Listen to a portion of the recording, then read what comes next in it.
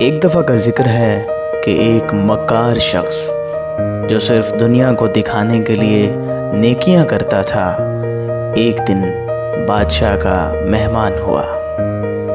اس نے بادشاہ پر اپنی بزرگی کا روب ڈالنے کے لیے بہت تھوڑا کھانا کھایا، لیکن نماز میں کافی وقت لگایا۔ جب یہ شخص بادشاہ کے دربار سے رخصت ہو کر اپنے گھر کو آیا تو آتے ہی اس نے اپنے بیٹے سے کھانا طلب کیا۔ اس کے بیٹے نے کہا، کیا آپ بادشاہ کے ساتھ کھانا کھا کے نہیں آئے؟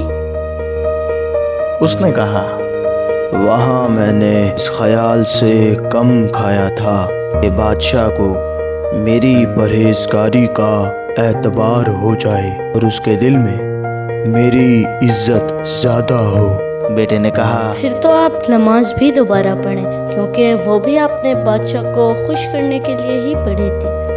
پیارے بچوں، اللہ کی نظر سے کوئی جھوٹ یا سچ چھپ نہیں سکتا، اس لیے کبھی ایسے کام نہیں کرنے چاہیے جو اللہ کی نظر میں ناپسندیدہ ہوں۔